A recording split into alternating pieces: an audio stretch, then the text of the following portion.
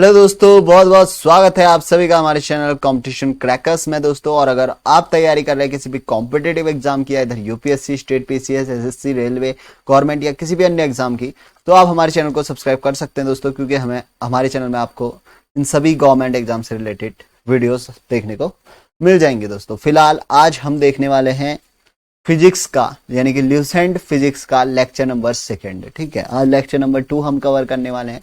पिछला लेक्चर यानी कि लेक्चर नंबर 1 अगर आपको याद हो दोस्तों, तो उसमें हमने टॉपिक फर्स्ट, जो हमारा टॉपिक था यूनिट, उसको हमने पूरा का पूरा क्या करा था, उसमें डिफाइन किया था। हमें जानने को मिला था कि आखिर यूनिट क्या होती है।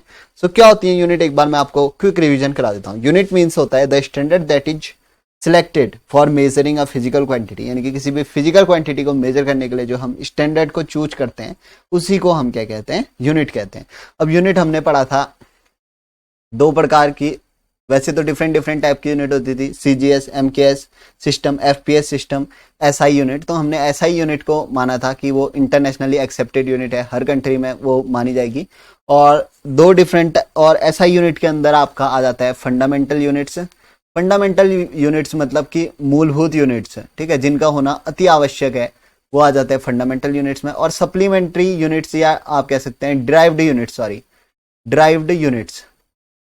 ड्राइव्ड यूनिट्स मीन्स ऐसी यूनिट्स जो फंडामेंटल यूनिट्स को कंबाइन करके बनती है, उसको ड्राइव्ड यूनिट कहते हैं। फंडामेंटल यूनिट हमारी होती थी कितनी, 7, और इसके अलावा 2 सप्लीमेंट्री यूनिट्स, स्टेरेडियन और रेडियन, ठीक है, जो सॉलिड एंगल और प्लेन एंगल के लिए हमने पढ़ा था, वो भी ठीक है। जिन्होंने नहीं देखा है, आई बटन पे जाओ और पहली वीडियो देख लो, यहाँ पर मैं क्विक रिवीजन आपको बता दिया है मैंने, ठीक है। और ये ड्राइव्ड यूनिट्स क्या होती थी दोस्तों, ड्राइव्ड यूनिट्स होती थी ऐसी यूनिट्स जो डिफरेंट फंडामेंटल यूनिट्स को मिलके बनती हैं, जैसे कि मैंने आपको बताया था कि न्यूटन। अब आज की इस वीडियो में दोस्तों हम बात करने वाले हैं डायमेंशनल फॉर्मूलाज के बारे में।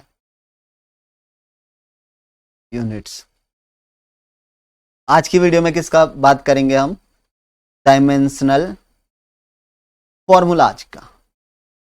अब दोस्तों डायमेंशनल फॉर्मूलाज या डायमेंशन आखिर होता क्या है, ठीक है। तो किसी भी फिजिकल क्वांटिटी की डायमेंशन वो होती है, ठीक है, the dimension of any physical quantity are the power in which the fundamental units are raised. यानी कि जैसे मैंने बताया डिराइव्ड यूनिट्स कैसे बनती है, मैंने आपसे कहा था जब हम फंडामेंटल यूनिट्स को, ठीक है, फंडामेंटल यूनिट्स को जब हम कंबाइन करते हैं, 2 या 2 से अधिक या एक फंडामेंटल यूनिट को हम क्या करते हैं, कंबाइन करते हैं, तो हमें क्या मिल जाती है, ड्राइव्ड यूनिट्स मिल जाती हैं। अब ये जानने के लिए कि हमने कितनी यूनिट्स को कितनी पावर में, ठीक है, कितनी फंडामेंटल यूनिट्स को कितने पावर में रेज करके एक नई यूनिट ड्राइव की है, उसी के लिए हम क्या यूज करते हैं, डायमेंशन का यूज करते हैं। तो डायमेंशनल फॉर्मूला या डायमेंशन से हमें पता चलता है कि किसी एक फिजिकल यूनिट को बनाने के लिए हमने कितने फंडामेंटल यूनिट्स की पावर को रेज किया है। यानी कि इंग्लिश में अगर आप डेफिनेशन दें तो dimension of a physical quantity are the power through which different fundamental quantity are raised to define the quantity. जैसे मैं बात करता हूं दोस्तों वॉल्यूम की, ठीक है, अब आपको चीजें समझ में आ जाएंगी। वॉल्यूम का फॉर्मूला होता है कितना, m0 L3 T0, ये डायमेंशनल फॉर्मूला। अब ये कहां से निकला ये भी मैं समझाऊंगा, पहले आप खाली इतना देख लो कि आखिर डायमेंशनल फॉर्मूला हम क्या कह रहे हैं। हमने कहा कि आखिर जो फंडामेंटल यूनिट्स है उनकी पावर को रेज करके जो हमने निकाला है, तो किस तरीके से रेज किया है वो आप यहां पर समझ सकते हो। और वॉल्यूम का फॉर्मूला है m0 L3 T0। अब ये पावर है, ठीक है, जो 0, 3 और 0 आपको दिख रहा है, ये क्या है, पावर है। तो m की पावर को रेज किया हमने 0 तक, L की पावर को 3, T की पावर को 0 तक। अब जो यहां पर m शो करता है दोस्तों, m शो करता है यहां पर मास को। मास के लिए क्या यूनिट थी हमारे पास, फंडामेंटल, kg। सिमिलरली जो L है वो शो करता है दोस्तों किसको, लेंथ को। लेंथ के लिए यूनिट क्या थी हमारी एसआई में, मीटर। और T टाइम के लिए क्या थी, T इसको शो करता है, टाइम को शो करता है, और इसका मतलब सेकंड, ठीक है। तो यहां पर देखो हमने जब वॉल्यूम को बनाया तो वॉल्यूम में हमने m यानी कि जो मास था उसकी कोई भी पावर नहीं ली, m की पावर 0, यानी मास का हमारा यूज नहीं हुआ इस फॉर्मूले में। L, अब देखो लेंथ, L किसके लिए आता था, लेंथ, और मीटर इसकी वो होती थी यूनिट, एसआई यूनिट। तो इसको लेंथ को कितने पावर यूज किया है, 3 बार, 3 बार लेंथ को यूज किया है हमने और टाइम की पावर 0। तो इससे पता चल जाएगा कि आखिर वॉल्यूम कितना आ रहा है, एल की पावर 3, बस यही तो बन रहा है ना, m0 t0 है तो एल की पावर 3। अब एल की पावर 3 को जब हम रखेंगे, एल मीन्स है लेंथ, यानी कि m क्या, यहाँ पर एल की जगह कितना रख देंगे, m रख देंगे, और m क्यूब यानी कि मीटर क्यूब जो है वॉल्यूम का क्या होता है, एसआई यूनिट होगी।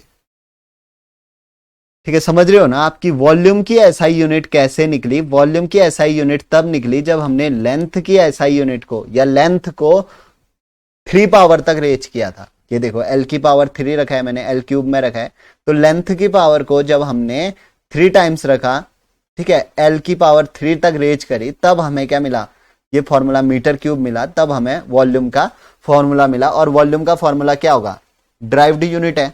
वॉल्यूम क्या, वॉल्यूम की जो ये यूनिट आई मीटर क्यूब, ये क्या है, ड्राइव्ड यूनिट है, और ये किससे निकली है, लेंथ की यूनिट से निकली है। ठीक है, तो इसको ही कहते हैं ड्राइव्ड यूनिट। इसी तरीके से जो पावर रेज करके या यूनिट्स को मिला के बनती है उसको हम क्या कहते हैं, ड्राइव्ड यूनिट। और हमें कैसे पता चलेगा कि कितनी पावर को हमने मिलाया है, तो वो हमें पता चलता है किससे, डायमेंशनल फॉर्मूला से। आई होप आपको समझ में चीजें आ गई होंगी। जैसे कि एक और एग्जाम्पल के साथ हम देखते हैं फोर्स का एग्जाम्पल। F इक्वल टू क्या होता है दोस्तों, बहुत इजी एग्जाम्पल है क्योंकि ये सभी बार बार इसका यूज कर रहे हैं। F इक्वल टू होता है हमारे पास ma, ठीक है, मास इंटू एक्सेलरेशन। अब फोर्स को लिए हम यूज करते हैं किसका, न्यूटन का। और अगर मैं बात करूं मास की, तो मास कितना होता है, मास का होता है हमारा kg इंटू एक्सेलरेशन का क्या होता है, मीटर पर सेकेंड स्क्वायर। ठीक है, तो न्यूटन को हम क्या कह सकते हैं, kg metre per second square. ठीक है, यही होता है newton. 1 newton equal to 1 kg metre per second square. ठीक है, अब इसका जब हम डायमेंशनल फॉर्मूला बनाते हैं, किसका डायमेंशनल फॉर्मूला, किसका बनाएंगे, फोर्स का। फोर्स की जब डायमेंशनल फॉर्मूला, अब kg के लिए दोस्तों हम क्या यूज करेंगे, kg किसकी यूनिट है, मास की, तो मास के लिए कितना यूज करेंगे, m यूज करेंगे। ठीक है, अब मीटर, मीटर किसकी यूनिट होती है दोस्तों, लेंथ की, और लेंथ के लिए मैंने क्या बताया, l यूज करते हैं, तो ml अपॉन, ये सेकंड है, सेकंड का स्क्वायर है, तो सेकंड के लिए किसका यूज करते हैं, सेकंड क्योंकि टाइम की यूनिट है तो टी का यूज करते हैं। तो ये हो गया ml अपॉन टी स्क्वायर, हो गया। यही चीज को जो ये kg metre per second square है, यानी कि kg metre upon second square था, इसको मैं ये लिख सकता हूं ना जब मैं डायमेंशन के फॉर्मूले में, डायमेंशन के रूप में इसको लिखूंगा। ठीक है, तो अब ये इसको पूरा तरीके से सॉल्व करेंगे। m l यहां पर रहेगा, t जब ऊपर जाएगा तो इसकी पावर क्या, माइनस में रेज हो जाएगी, तो ml t की पावर -2।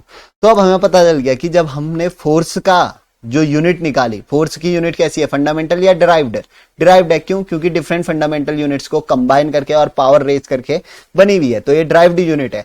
और डिराइव्ड यूनिट के लिए डायमेंशन फॉर्मूला, यानी कि कौन कौन सी फंडामेंटल यूनिट्स का हमने प्रयोग किया, ये हमने डायमेंशनल फॉर्मूला से पता चल जाएगा।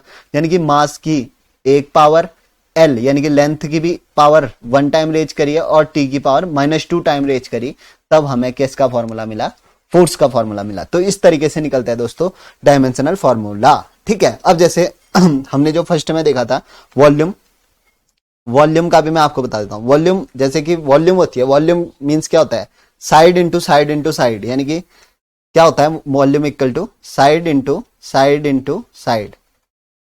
ठीक है, यानी कि साइड का क्यूब या ए क्यूब जिसको हम कहते हैं, इसको क्या कहते हैं, हम वॉल्यूम कहते हैं। अब हम साइड इंटू साइड है वॉल्यूम में, तो एक साइड की यूनिट क्या होगी, साइड किस में नापेंगे आप, लेंथ में नापेंगे, तो क्या होगा, length metre into metre into metre, यानी कि मीटर क्यूब होगी लेंथ की यूनिट। अब मीटर है, मीटर को हम जब डायमेंशनल में एक्सप्रेस करने की कोशिश करेंगे, तो मीटर मीन्स लेंथ को नापने के लिए, लेंथ के लिए यूज होगा एल, तो एल की पावर क्यूब, तो m की पावर 0, l की पावर 3 और t की पावर भी इसमें 0 लग रही है। ठीक है, बेसिकली mlt से ही ये फॉर्मूला सारे के सारे बनते हैं। अब कुछ इंपोर्टेंट फॉर्मूले जो बुक में दिए हुए हैं वो मैं यहाँ पर लिख के आपको बता देता हूं, अगर आप लोग नोट करना चाहें तो उसे नोट भी कर सकते हैं। ठीक है, कुछ डिफरेंट है, जैसे कि वॉल्यूम का है। सबसे पहले तो वॉल्यूम का क्या होता है दोस्तों, अगर आप याद करना चाहें तो m0 l की l3। अब कैसे बनते हैं ये भी मैंने बता दिया। अब बात करते हैं डेंसिटी, आप नोट करते जाना अगर कॉपी है तो आपके पास। डेंसिटी क्या लिखिए आप, ml-3। ठीक है, ml-3। अब मैं ml-3 कह रहा हूं तो इसका मतलब है कि m की पावर 1, m मतलब मास के लिए यूज किया है, मास की m की पावर 1 होगी, l की पावर -3 है और टी की पावर कितनी होगी यहाँ पर 0 होगी, क्योंकि टी का हमने यूज नहीं किया है। ml-3 मतलब है कि ml-3 टी की पावर 0। ठीक है, अब अगर मेरे को इससे अगर एसआई यूनिट में इसका फॉर्मूला लिखना है तो मैं क्या लिखूंगा, m मीन्स मास, मास के लिए एसआई यूनिट में केजी। अब l है, l मीन्स लेंथ, लेंथ के लिए क्या है मीटर। अब ये -3 है तो ये हो जाएगा केजी मीटर -3। अब जैसे इसको हम लिखेंगे तो केजी पर मीटर क्यूब होगा, ये होगा फॉर्मूला ऑफ डेंसिटी। ठीक है, तो इस तरीके से ऐसा यूनिट अगर आपको पता है तो उससे भी आप डायमेंशनल फॉर्मूला को आराम से निकाल सकते हैं। अब आ जाता है वेलोसिटी। और वेलोसिटी क्या होती है दोस्तों, तो वेलोसिटी के लिए जो फॉर्मूला होता है मैं आपको निकाल के बताऊंगा। अब वेलोसिटी क्या होती है, वेलोसिटी मींस होता है क्या, डिस्प्लेसमेंट अपॉन टाइम। अगर आपने पढ़ा होगा, फिजिक्स के स्टूडेंट हैं आप तो आपको पता होगा वेलोसिटी या स्पीड जो होता है उसका फॉर्मूला क्या होता है। स्पीड का भी यही होता है, डिस्टेंस अपॉन टाइम होता है, बात एक ही है, इसमें हमारा कुछ बिगड़ेगा नहीं। स्पीड और वेलोसिटी की एक ही यूनिट निकलेगी। अब distance upon time speed, velocity equal to displacement upon time. अब डिस्प्लेसमेंट और डिस्टेंस क्या है दोस्तों, लेंथ है, तो इसको किससे नापेंगे, मीटर से। तो इसके लिए मीटर होगा फॉर्मूला ऊपर वाले के लिए। और टी, टाइम को किससे नापोगे आप, सेकंड से। ठीक है, तो अगर आप इसको लिखेंगे तो मीटर सेकंड, अगर ये ऊपर जाएगा तो सेकंड इनवर्स हो जाएगा। ठीक है, -1 हो जाएगी पावर ऊपर जाके। तो इसको अगर मैं डायमेंशनल फॉर्मूला के रूप में लिखूं तो m के लिए, m क्या है, मीटर है। मीटर को आप, मीटर किसके लिए यूज करते हैं, लेंथ के लिए, तो l हो जाएगा। और सेकंड इनवर्स मतलब t-1, तो LT-1 हो जाएगा। और अच्छी तरीके से आप इसको तीनों के फॉर्म में लिखना चाहें तो m की पावर 0 LT-1, तो ये हो जाएगी स्पीड और वेलोसिटी की। ठीक है, ठीक है, और L यहां पर अगर सिंगल L है तो L की पावर 1 है इसका मतलब। ठीक है, ये तो चीजें आपको शायद समझ में आ जाएगी। फिर आ जाता है दोस्तों, अगला है angular velocity. Angular velocity means होता है कोणीय संवेग। ठीक है, एंगुलर वेलोसिटी।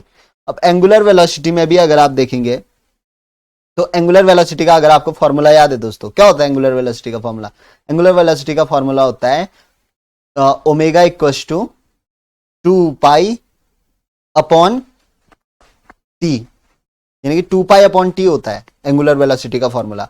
अब 2 और पाई की तो कोई यूनिट होगी नहीं, ठीक है, तो टाइम की यूनिट होगी, तो हो जाएगा, क्या हो जाएगा, टाइम के लिए सेकंड, और ऊपर आ जाएगा तो सेकंड इनवर्स हो जाएगी इसकी यूनिट, यानी कि सिर्फ और सिर्फ टी की पावर -1 हो जाएगी इसकी यूनिट। लेकिन पूरा तीनों के फॉर्म में लिखना चाहो तो m की पावर 0 l की पावर 0 t-1, ये हो जाएगा फॉर्मूला ऑफ एंगुलर वेलोसिटी। अब आ जाता है दोस्तों, और एंगुलर वेलोसिटी फ्रीक्वेंसी का भी फॉर्मूला सेम तरीके से निकलता है, तो फ्रीक्वेंसी भी यही होगी। ठीक है, फिर आ जाता है फोर्स। फोर्स मैंने अब भी निकाला, फोर्स का फॉर्मूला क्या बताया मैंने, केजी। ठीक है, एम ए होता है क्योंकि, तो kg metre per second square, F equal to M A, तो kg metre per second square, ये इसकी यूनिट निकलती है। अब केजी किसकी, मास के लिए यूज करते हैं, तो एम किसके लिए यूज करते हैं, मीटर, मीटर लेंथ के लिए, तो एल अपॉन सेकंड का स्क्वायर है, तो सेकंड किसके लिए, टी के लिए, टाइम के लिए टी की पावर 2, तो इसको पूरा आप एक्सप्रेस करेंगे तो MLT-2, क्योंकि ऊपर आ जाएगा ये तो पावर माइनस में हो जाती है। ठीक है, तो MLT-2, ये हो जाएगा फॉर्मूला ऑफ फोर्स। सिमिलर तरीके से W, अब आपको पता होगा W क्या होता है, वर्क इक्वल टू कितना होता है, force into displacement, F into S कहते हैं जिसको, तो F की यूनिट हमें पता चल गई, F कितना है, KG metre per second square, तो kg metre per second square into, अब एस मीन्स होता है डिस्प्लेसमेंट, तो डिस्प्लेसमेंट के लिए मैं क्या लिखूंगा, मीटर लिखूंगा, तो यहां पर से क्या बन गया ये पूरा formula, kg metre square upon second square. तो इसको जब मैं फॉर्म में चेंज करूंगा तो केजी मीन्स किसकी, मास की यूनिट, मास के लिए मैं क्या लिख दूंगा m, मीटर स्क्वायर है, मीटर किसके लिए, लेंथ के लिए, और उसकी पावर 2 तक रेज करनी है, तो l की पावर 2, और अपॉन में मैं लिख दूंगा कितना, t, सेकंड है तो सेकंड किसके लिए, टाइम का स्क्वायर, t स्क्वायर। तो इसको जब मैं कंप्लीट तरीके से लिखूं तो ये आ जाएगा ml2, और t जब ये ऊपर चले जाएगा तो ये कितना हो जाएगा, t-2, तो ml2 t-2 होती है यूनिट ऑफ वर्क। ठीक है, तो सिमिलर तरीके से दोस्तों निकलते रहती हैं यूनिट्स। अब मैं एक और आपके लिखते जाता हूं, आप नोट करते जाना, फॉर्मूला सहित भी आप नोट कर सकते हैं, और चाहे तो सिर्फ आपसे सिंपल पूछ सकता है कि फोर्स का डायमेंशनल फॉर्मूला कितना होता है, प्रेशर का कितना होता है, तो प्रेशर,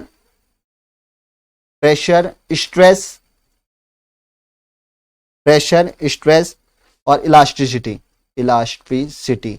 इन तीनों का जब आप ऐसा यूनिट से पहले आप वो निकाल लेंगे और अगर आप, क्योंकि आप ये तो कॉम्पिटेटिव एग्जाम के लिए कर रहे हैं दोस्तों, तो वहां पर ऐसी नौबत नहीं आनी चाहिए कि आपको निकालना पड़े।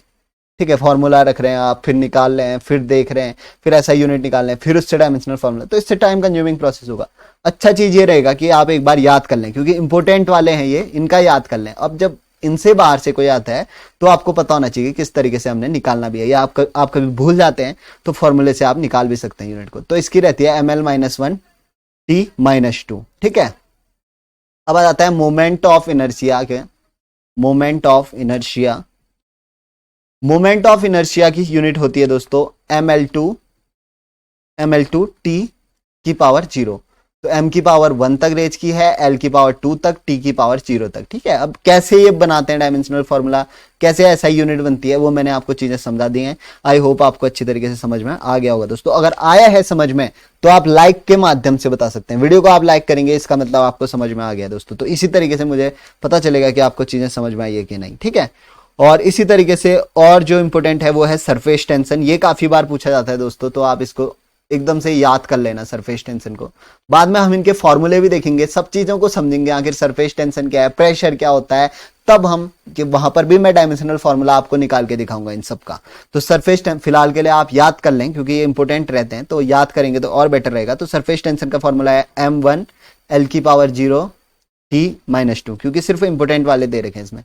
अब ऐसे ही लेटेंट हीट का है, लेटेंट हीट, इसका जो फॉर्मूला रहता है दोस्तों वो रहता है m की पावर 0 l की पावर 2 t की पावर -2। तो इतने ही दोस्तों जो डायमेंशनल फॉर्मूले हैं वो इंपॉर्टेंट है, जितने मैंने एक तो जो पिछले स्लाइड में लिखा और जो इस स्लाइड में लिखा, तो ये सारे आप नोट कर लेना और इनको याद भी कर लेना। और किस तरीके से थोड़ा आप कोशिश भी कर लेना, अगर आपको फॉर्मूला पता है, जैसे प्रेशर का फॉर्मूला आपको पता होना चाहिए। क्या होता है प्रेशर इक्वल टू, जैसे मैं निकालता हूं आपके लिए।